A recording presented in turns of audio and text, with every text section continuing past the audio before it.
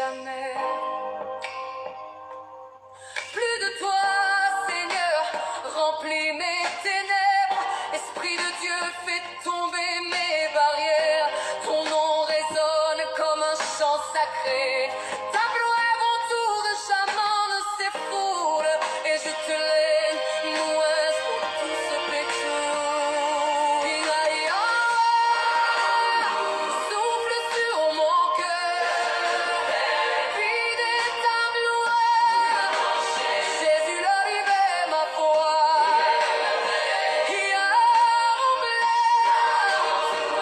Emmène mon âme, oh Isaac, fais vibrer ma vie. Et alors remplis chaque voie.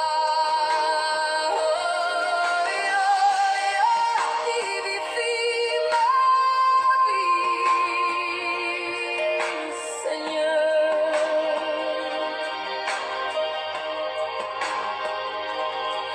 Chaque souffle devant me rappelle ton amour. Jésus, je t'invite dans chaque heure. Esprit vivant, fais régner ta puissance. Plus de toi, Seigneur, je t'attends en silence. Ta lumière éclaire mes nuits de douleur. Ta main me relève, me fortifie dans le cœur. Et je marche dans tes voies avec joie. Plus de ta présence, plus de ta gloire. Jésus soit le Alléluia. Bonsoir ou bonjour. Bonjour selon que c'est le matin chez vous. Bonsoir selon que c'est le soir chez vous. C'est pas un long direct, c'est juste un bref direct pour partager une chose que j'ai sur le cœur. Et c'est une chose, je pense, j'en ai parlé d'une manière très simple dans un post sur ma page il y a juste quelques jours. Et je disais un truc du genre, on a besoin d'un degré de crainte de Dieu plus élevé en ces temps de la fin pour ne pas dévier. Pourquoi? Parce que lorsqu'on regarde autour de nous, on a l'impression que de plus en plus parmi les chrétiens dans l'église, le péché est devenu relatif, on relative le péché, on ne prend plus la peine de comment je vais dire cela, ce n'est plus comme avant où lorsque il y avait péché, on traitait avec dureté, fermeté, et c'est comme si les cœurs sont pas comme si. Il se trouve que les cœurs sont devenus plus endurcis. Les choses sont en train de se passer telles que véritablement ceux-là qui font profession de marcher avec Christ, de le suivre, de le servir, doivent vraiment se démarquer. Il y a ce passage dans la Bible qui dit qu'il y aura une différence entre, le Seigneur dit qu'il fera la différence entre ceux qui le servent et ceux qui ne le servent pas. Et c'est valable aussi pour ceux-là qui sont simplement des chrétiens. Je sais que quand je parle comme ça, on se comprend. Le Seigneur fera aussi certainement la différence entre ceux-là qui lui appartiennent et ceux qui ne lui appartiennent plus ou qui ne lui appartiennent pas.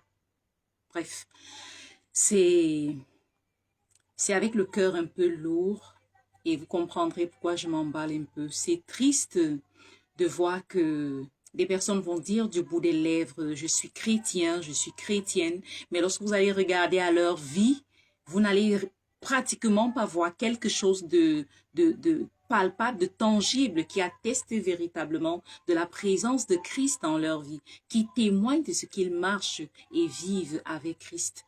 C'est vraiment triste. Et des fois, tu auras cette claire impression que tu es comme mise à l'écart, rabrouée, parce que tu essayes de dire, mais non, si tu es chrétien, tu n'es pas censé vivre comme ceci, tu n'es pas censé faire cela. La tendance générale qu'on est en train de constater, c'est qui es-tu pour me juger? Je ne suis pas... Bref, C'est vraiment terrible. Et là, j'essaye vraiment de me contrôler. Mais ce direct est pour ceux-là qui veulent plaire au Seigneur en dépit de ce qui se voit autour de nous, en dépit de ce qui se vit autour de nous, en dépit des modèles peut-être qui sont devenus des contre-exemples. Je ne sais pas quel est ton cas. Peut-être tu as été déçu dans un milieu ou bien bref, dans un cadre précis, une personne à laquelle tu regardais comme un modèle de foi, un modèle de chrétienté, une personne sur laquelle tu avais espéré prendre appui pour avancer davantage dans la foi. Peut-être en bout de chemin, tu t'es rendu compte la personne était dans l'hypocrisie, la personne faisait semblant d'être avec Christ ou la personne affichait une image en public de ce qu'elle n'était pas vraiment en privé. C'est vraiment terrible.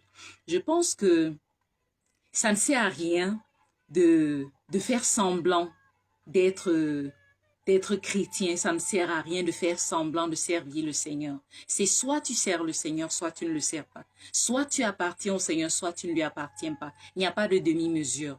Dans la Bible, il dit que nous devons être soit chauds ou bouillants, ou soit froids.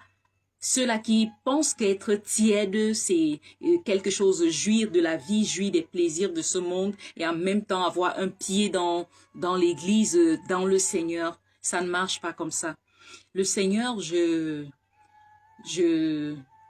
ma compréhension, c'est que le Dieu en qui nous avons cru, pour nous qui sommes chrétiens, le Dieu que nous servons, pour nous qui le servons avec joie, sans regretter ce que certains pensent qu'on est en train de rater. D'autres vont dire, oh vraiment avec tu es si beau, tu es si belle et tu t'enfermes, tu t'embricades dans le christianisme, tu dois jouir de ta vie, tu dois sortir, tu dois aller. Et bref, nous qui avons choisi d'être disciples de Christ, qui avons choisi d'être chrétiens, qui avons choisi de le servir avec tout le dévouement, avec toute la joie, sans rien regretter dans le monde. J'aimerais simplement nous encourager à continuer notre marche avec Christ, sans regarder à gauche ni à droite. Il y a ce passage dans la Bible que j'aimerais lire pour nous. C'est un passage, la première fois lorsque j'étais parvenue à ce niveau de lecture biblique, c'est un verset vraiment, je vous avoue, qui m'avait fait trembler. C'est un verset qui m'avait fait trembler et peut-être vous comprendrez pourquoi. Et donc là, je suis dans le dernier chapitre du dernier livre de la Bible.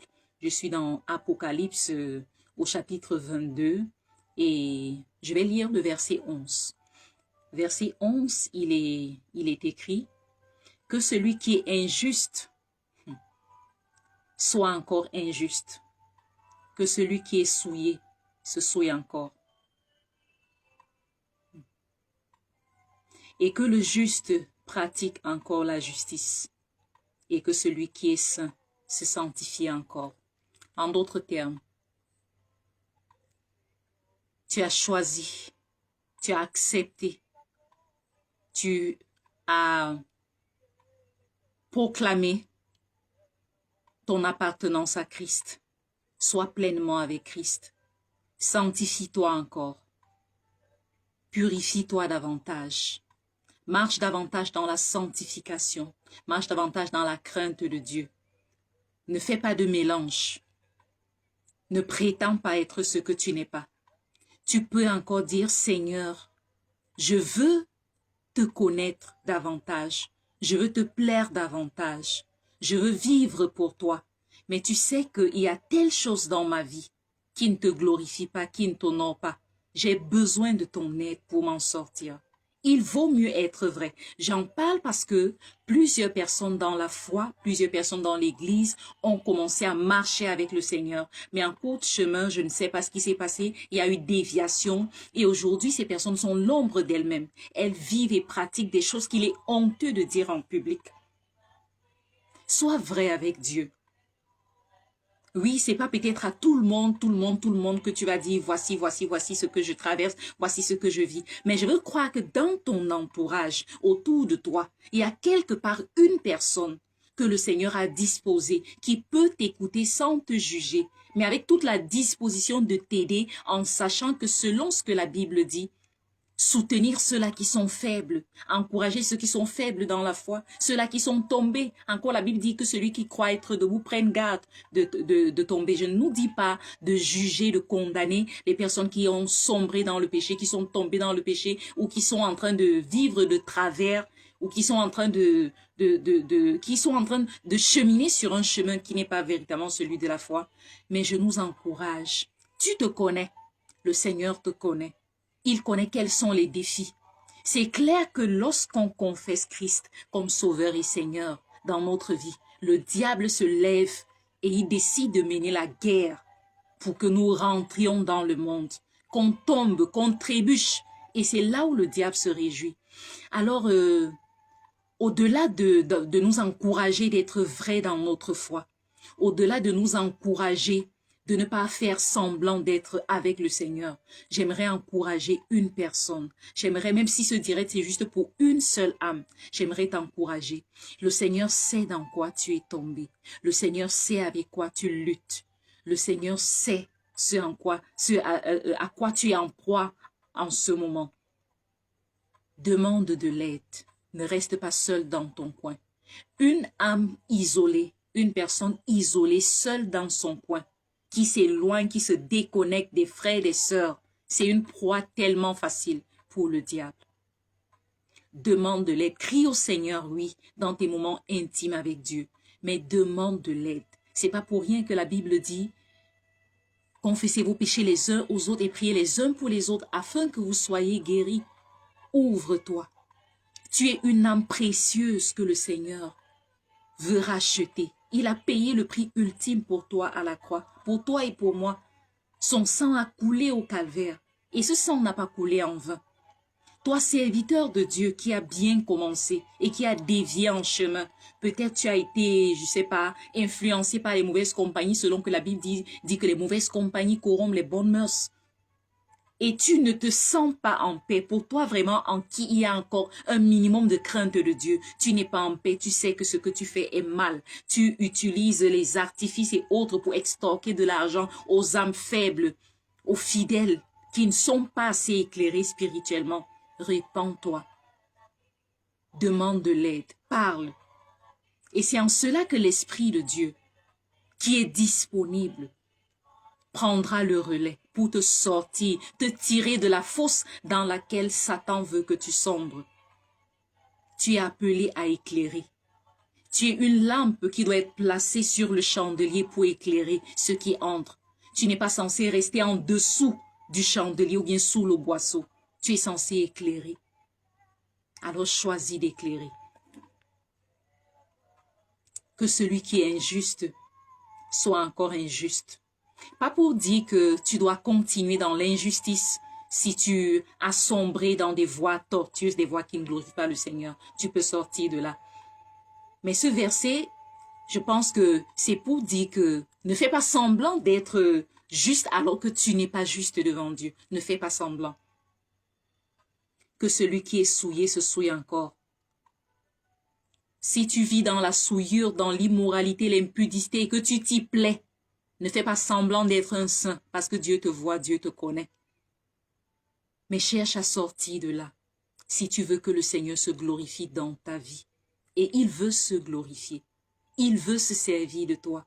Tu as une destinée à accomplir. Pourquoi vas-tu sacrifier ta vie, ta destinée sur l'autel de l'impudicité et devenir la proie, un jouet entre les mains de Satan? Toi, une âme pour laquelle Christ a payé de sa vie en versant son sang à la croix. Ce sang continue de parler en faveur de ceux-là qui veulent être sauvés, qui veulent expérimenter l'œuvre de la croix.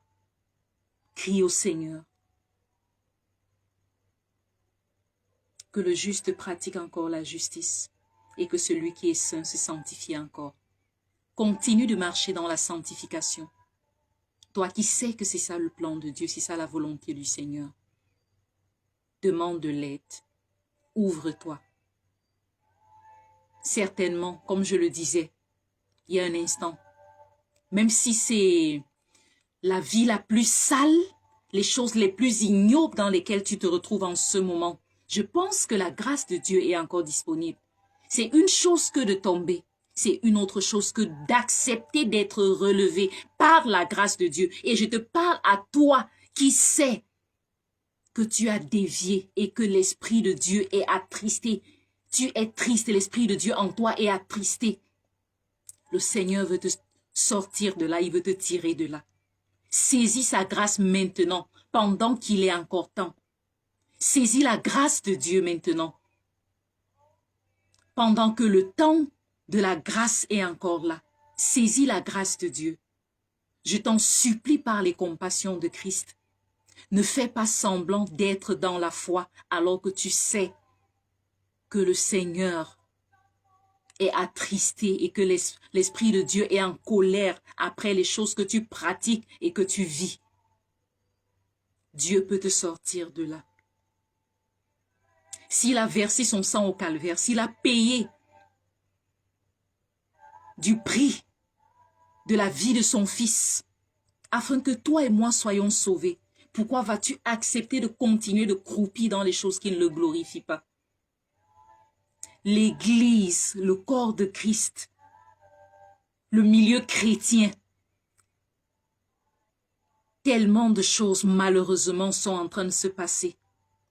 Et nous sommes dans le temps de la grâce. Cette grâce-là, saisis-la pendant qu'elle est disponible. Ne continue pas. Parce que le Dieu que je connais, c'est un Dieu qui est lent à la colère. Oui, il est riche en bonté, mais il est lent à la colère. Ça veut dire, un temps vient où il se met en colère. Et quand pendant le temps de sa patience, tu n'as pas daigné saisir l'opportunité de repentance qu'il te donnait pour sortir de cette vie sale, cette vie immorale, cette vie qui ne glorifie pas le Seigneur, cette vie de détournement, cette vie de fraude. Je ne sais pas quelles sont tes réalités. Passez le temps où le Seigneur a voulu que tu saisisses l'opportunité, peut-être d'une personne à l'oreille attentive pour t'écouter, t'encadrer. C'est vrai, c'est pas à tout le monde que tu vas te confier, mais il y a une personne de confiance. Si tu es sincère devant Dieu, tu pries, tu cherches sa face. Il va te conduire, il va te mettre à cœur. Va vers telle, parle à telle personne. Et si tu es sincère pour laisser le Seigneur agir, ton âme sera rachetée. Mais si tu t'endurcis, tu continues dans des voies tortueuses, dans les ténèbres, je peux te dire que ce Dieu-là va t'exposer, il va t'humilier, il va te briser. Pas parce qu'il veut te détruire, mais parce que ton âme est précieuse. Parce que ton âme est précieuse. Et il veut que tu vives la vie pour laquelle il t'a appelé. Il veut que tu vives la vie pour laquelle Christ est mort. Tu es sur la terre pour le Seigneur, pour glorifier le Seigneur. C'est pour Christ que tu vis, c'est pour le Seigneur que tu vis. Tu ne vis pas pour glorifier le diable ou pour être un instrument de destruction entre ses mains. Non, sors de là. Sors de cette vie. Demande de l'aide. Sois sincère et le Seigneur t'aidera. Le Seigneur te restaurera. C'est encore le temps de la grâce. Saisis-la pendant qu'il est temps. Que le Seigneur nous bénisse. Et pour vous qui allez écouter ce direct et en qui l'Esprit de Dieu va mettre ce fardeau-là d'intercéder pour l'Église, continuons, intercédons. Que le Seigneur purifie son Église, que le Seigneur purifie le corps des serviteurs de Dieu, que le Seigneur intervienne, que le vent de la restauration souffle et que la crainte de Dieu grandisse davantage dans nos cœurs pour dire non à ce qui ne le glorifie pas. Pas en comptant sur nos propres efforts, la tentation sera toujours là, mais nous avons le choix de nous accrocher au Seigneur et dire non, je refuse la compromission, je refuse de tourner le dos au Seigneur, je refuse de vivre une vie différente de celle à laquelle il m'a appelé. Et il sera glorifié. Le Seigneur veut se glorifier. Donne-lui l'opportunité de se glorifier dans ta vie et de se servir de toi avec puissance et gloire, tel qu'il le veut. Tu es son fils, tu es sa fille, tu es son serviteur, tu es sa servante. Continue la marche avec lui, sans détour, sans compromission. C'est possible. Le diable travaille de manière à faire croire que ce qui marche maintenant, c'est un peu Dieu, un peu le monde. Non. Dieu n'a pas changé. Il est le même hier, aujourd'hui, éternellement. Le Dieu qui prend plaisir à la sanctification est le même aujourd'hui, qui tient à ce que tu vives dans la sanctification. Tu es marié, sois fidèle à ton conjoint. Tu es célibataire, reste dans l'abstinence, jusqu'au temps marqué par Dieu. Tu te retrouves dans des choses qui ne le glorifient pas, ouvre-toi, recherche de l'aide. Ce sont les âmes qui choisissent de cacher, de couvrir, de faire semblant, qui sont au finish une honte pour le Seigneur, pour son royaume, et qui sont détruites. Mais le plan de Dieu, ce n'est pas la destruction. Son plan, c'est racheter. Son plan, c'est sauver. Son plan, c'est rétablir. Que le Seigneur nous visite, qu'il nous accorde la grâce de rester ferme dans notre marche avec lui, dans l'intégrité. Que nous puissions nous purifier davantage, que nous puissions valoriser davantage la vie de sanctification, la vie d'intégrité, la vie de droiture, l'authenticité dans le service de Dieu. Ce qui se faisait avec l'Église primitive, les miracles, les prodiges, c'est encore possible de nos jours. Mais pourquoi est-ce que de moins en moins, il y en a d'authentiques? Parce que plusieurs ont emprunté des sentiers tordus, des raccourcis. Dieu veut purifier. C'est le temps de la grâce où tu dis, Seigneur, aide-moi. Donne-moi de suivre le chemin étroit, la voie étroite. Je choisis la vie. Il a dit, voici, je mets devant toi la vie et la mort. Choisis la vie. Choisis cette vie-là. Et ce qui était mort spirituellement dans ta vie, ton dépôt, tes talents, tes aptitudes, les habiletés, toutes ces choses que le Seigneur a investies en toi pour que tu le serves et que tu reflètes sa gloire sur cette terre. Cela va être restauré. C'est son désir. Il te tend la main ce jour. Nul d'entre nous n'est immunisé. Mais nous tous, nous avons la responsabilité de rester accrochés à lui. Quel est l'état de ta vie spirituelle avec Dieu? Parce que tout commence par là. Une personne qui a confessé Christ ou une personne qui a accepté l'appel de Dieu à le servir, c'est pas du jour au lendemain qu'elle commence à vivre des choses ou à pratiquer des choses qui ne glorifient pas le Seigneur. Ça va progressivement. Et ces petites choses, ces petites légèretés que tu négliges aujourd'hui, c'est ça qui peut t'entraîner dans des choses ignobles que personne ne peut imaginer demain. Est-ce que tu restes, tu ne médites pas, tu ne lis pas la parole de Dieu et tu penses que les choses vont aller comme ça doit aller? J'ai honte de le dire, il y a certaines personnes au service du Seigneur qui n'ouvrent leur Bible que lorsqu'il s'agit de cerner quelque chose pour aller exhorter ou bien pour aller prêcher. C'est terrible. Cette intimité-là avec Dieu, ces moments de qualité avec Dieu, ce moment d'étude biblique, de dévotion personnelle, ce sont des choses que, de moins en moins, plusieurs valorisent. Certains sont devenus des chrétiens popcorn. Oh, bonjour Seigneur, merci, bénis ma journée, il est en train de partir. Le diable est content, il applaudit. Quelle est la place véritable de Dieu dans ta vie? Tu lui appartiens, tu es sa propriété ou bien tu l'as ajouté dans ta vie pour vouloir continuer à vivre comme tu veux? Cherchons, ou du moins développons cette intimité avec le Seigneur. Ne négocions pas le temps que nous devons passer avec Dieu dans sa présence. C'est pendant ces moments que Dieu fortifie notre foi, qui nous équipe, qui nous donne de tenir ferme, de tenir face à la tentation, de refuser les suggestions parfois subtiles de l'ennemi. Que le Seigneur nous aide. Que le Seigneur nous aide. Merci Seigneur pour ta grâce qui est disponible. Merci Seigneur parce que tu tends ta main vers tes serviteurs, tes servantes qui ont dévié, peut-être subtilement, peut-être on continue de les regarder, on apprécie, on admire, on donne des témoignages alors qu'au fond, dans les vies secrètes, les vies privées, il y a des choses qui ne te glorifient pas. Nous prions, Seigneur, pour la grâce de la purification, de la restauration, Seigneur. La grâce, Seigneur, de l'augmentation du degré de la crainte de ton nom dans nos cœurs. Pour les personnes, Seigneur, qui se sont compromises dans des alliances et des choses compliquées, bizarres, et qui veulent sincèrement sortir de là. Seigneur, dans ta grâce, fais-les sortir de là. Et que ton Église soit purifiée, que l'armée de tes serviteurs et de tes servantes soit une armée fortifiée, une armée, Seigneur, dans laquelle tu règnes, par laquelle tu œuvres, avec puissance, et non pas avec des paroles vides.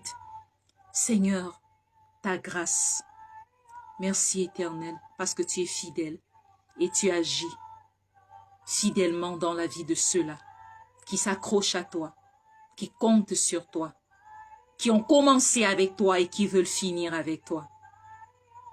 Merci Seigneur. Amen. Que Dieu nous bénisse. Restons en prière. Veillons et prions. Veillons et prions. Veillons et prions. Nous avons une destinée à accomplir. Nous avons un Dieu qui nous regarde, qui regarde à notre marche. Nous avons une destinée à accomplir, que nous devons accomplir, non pas selon le standard du monde, mais selon le standard de Dieu. Que le Seigneur nous bénisse. Vous pouvez, selon le temps où vous allez écouter ce direct, en commentaire, discutons, voyons des voies et moyens, du moins des suggestions, comment rester authentique dans sa foi. Je peux avoir dit des choses qui ont suscité en vous quelque chose. Le partage est ouvert dans les commentaires. Que le Seigneur nous bénisse. Shalom.